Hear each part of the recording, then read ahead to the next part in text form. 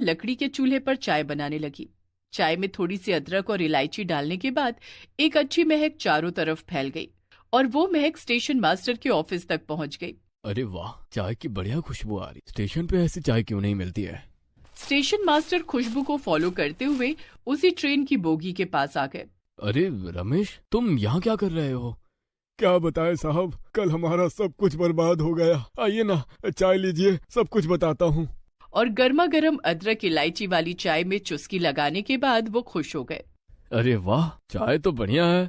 रमेश, तुम अपने परिवार को लेकर यहाँ रह सकते हो। कोई दिक्कत हो तो मुझे बताना। लेकिन दिक्कत तो अभी शुरू हुई थी। थोड़ी सी चाय लेकर रमेश लंगड़ाते हुए स्टेशन पर बेचने के लिए गया और उसकी कुछ कमाई हुई। उन पैसों से उसने अपने परिवार के लिए खाना खरीदा। लेकिन उसी स्टेशन पर एक और चाय वाला था। उसे ये बात पसंद नहीं आई। उसका नाम था मोहन। ये रमेश तो फिर आ गया। ये यहाँ चाय बेचेगा तो मेरी धंधा चौपट हो जाएगी। इस रमेश का तो गेम बजाना पड़ेगा। मोहन लोकल गुंडों को जानता था। उसने उन गुंडों को रमेश को परेशान करने के लिए पैसे दिए। सारे गुंडे शाम को ट्रेन की बोगी के पास आ गए। क्या बात है साहब, चाय पीनी है क्या?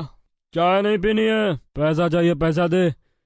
किस बात का पैसा साहब? मैंने तो किसी से उधार नहीं लिया।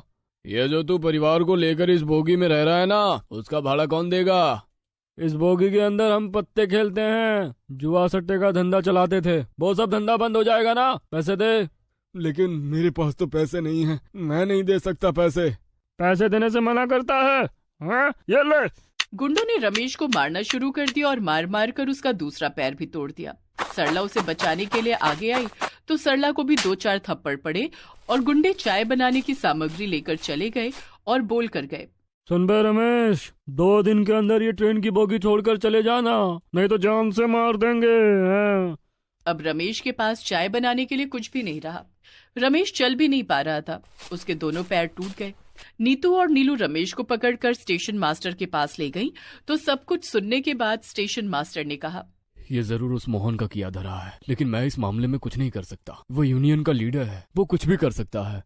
और इस तरह रमेश की आखिरी उम्मीद भी टूट गई। रमेश ट्रेन की बोगी में वापस चला गया और सरला कहने लगी, अब कुछ नहीं हो सकता, चलो चलते हैं यहाँ से। लेकिन भगवान का वार अंत में होता है और तब एक भी शैतान बच नहीं पाता। उस बोगी के अंदर एक नलका था। वो नलका खराब पड़ा हुआ था, लेकिन उस दिन उस नलके में कुछ आवाज होने लगी। माँ बाबा देखो, यहाँ से कुछ आवाज आ रही है। नीतू ने नलका खोल दिया और उसमें से गरम गरम चाय गिरने लगी। सभी ताज्जुब में आ गए। अरे ये क्या, नलके से अपने आप चाय कैसे गिर रही है? उसने चाय पीकर देखा तो उसके होश उड़ गए। इतनी अच्छी चाय उसने जिंदगी में कभी नहीं पी थी। सरला, भगवान ने आखिरकार हमारा साथ दे दिया। ये जादुई ट्रेन बोगी है। रमेश उसी चाय को केतली में लेकर बेचने के लिए गया और 1 घंटे के अंदर 1000 रुपए की चाय बिक गई। मोहन ने गुंडों को बुला लिया और रमेश ने गुंडों को चाय पिला दी। चाय पीकर पता नहीं गुंडों को क्या हो गया, वो उल्टे मोहन को ही मारने लगे और मोहन को स्टेशन से बाहर फेंक दिया। और उसके बाद से रमेश उसी स्टेशन पर नलके की चाय बेचता रहा और बहुत अमीर बन गया और उसने उसी बोगी के इर्द गिर्द घर बना लिया। इसी तरह जादुई ट्रेन चाय घर की मदद से वो सब खुशी खुशी रहने लगे। ये कहानी है अयोध्या से 200 किलोमीटर दूर बसे गांव रामपुर की। इसी गांव में रहता था दीना। जाड़े के दिनों की बात है। रात का समय था। पूरा गांव अंधकार में डूबा हुआ था।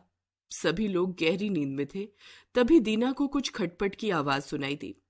उसने अपनी पत्नी गीता को जगाते हुए धीरे से कहा, गीता, ओ गीता, अरे गीता, अरे जागना। गीता हड़बड़ाकर उठ बैठी। क्या हुआ जी? इतनी रात को आप इस तरह क्यों जगा रहे मुझे?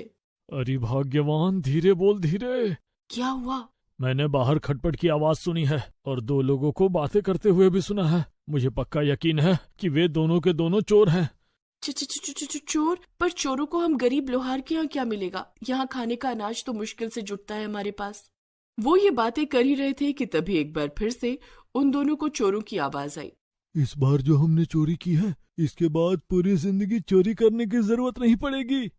ठीक कह रहे हो भाई, बस इस मूर्ति को बेचने का इंतजाम हो जाए। अरे तुम चिंता मत करो, मैंने एक आदमी से पहले ही बात कर रखी है। वो इस मूर्ति के अच्छे खासे दाम हमें दिलवाने वाला है। अच्छे खासे दाम तो मिलने ही है। ये कोई मामूली मूर्ति थोड़ी ही है, ये तो बहुत ही खास मूर्ति है। चोरों की बात को सुनकर दीना और गीता दोनों के कान खड़े हो गए। उन्होंने अपनी झोपड़ी से झांककर बाहर देखने की कोशिश की, लेकिन उन्हें कुछ दिखा नहीं। गीता, पता नहीं इन लोगों ने क्या चुराया है ऐसा। कोई मूर्ति की बात कह रहे हैं वे दोनों, पर कौन सी मूर्ति है वो? दोनों ये बातें कर ही रहे थे कि तभी अचानक एक रोशनी सी चमकी। उस काली अंधेरी रात में ऐसा लगा कि उजाला हो गया हो। उस रोशनी में दीना और गीता ने जो देखा, उसे देखकर उनकी आंखें फटी की फटी रह गईं। सुनते हो जी, ये तो भगवान की मूर्ति है, भगवान राम की। लेकिन ये मूर्ति कहाँ से चुरा लाए ये? गीता दीना से ये कही रही थी कि तभी उन चोरों में से एक ने कहा कि भाई, बस जल्दी से सुबह हो जाए और हम ये मूर्ति ठिकाने लगा दें। पता है ना कितनी मुसीबत और जान को हथेली पर रखकर हमने ये चोरी की है। हाँ भाई, पता है, इतना आसान नहीं था। इतनी सख्त